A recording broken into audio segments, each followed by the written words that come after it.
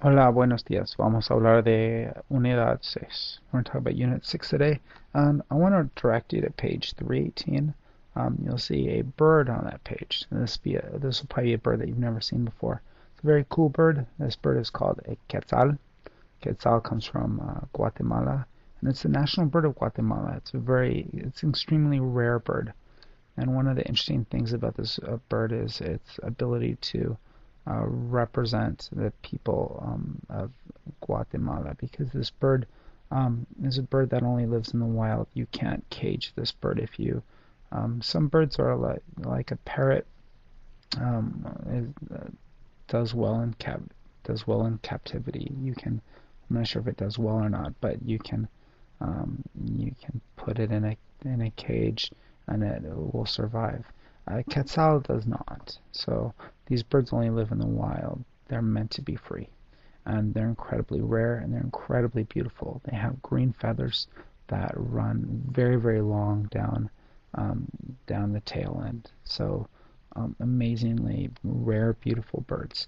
And so bird watching fanatics will go out and try to find these birds in the jungles of Guatemala and Mexico.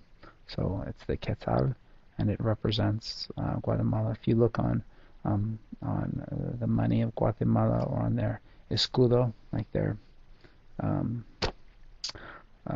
escudo is like a shield, like their coat of arms, oftentimes they'll have that quetzal on there. So it's an important bird. So let's look at the grammar lesson on the page next. Next to that, it's 319. So you can go to page 319, and you'll see the difference between pero and sino. Okay, not a lot to teach you here. Um, I'll just read what it says, and we'll go over any clarifications here. The word pero is usually the equivalent of the English conjunction but. Okay, conjunction is a word that joins two sentences together. You can watch Conjunction Junction on YouTube.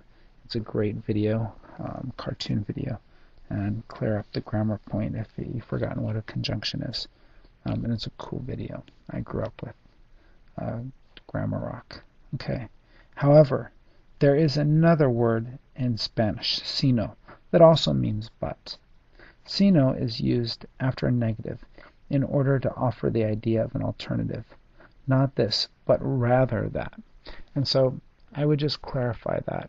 Sino represents a distinct choice, but rather.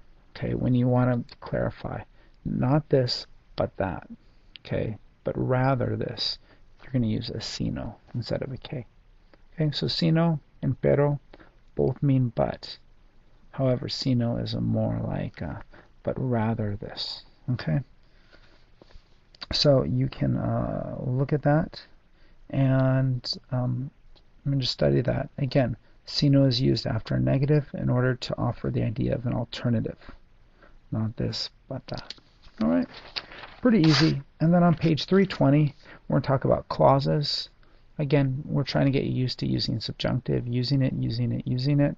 Not a huge concept here, but sometimes we use an entire clause to describe a noun. Clauses like que habla sobre las mayas, article that speaks about the Mayans. Okay, un libro que tengo un artículo, a book that has an article. So these clauses can either be present indicative or be present subjunctive. How would you know whether to write these clauses in subjunctive or indicative? How would you know? Ah, very good. If the very first part shows certainty, we leave it. If it shows doubt, what do we change the indicative to? The second part. What do we change it to? Did I hear subjunctive? Yes, the subjunctive. Excellent.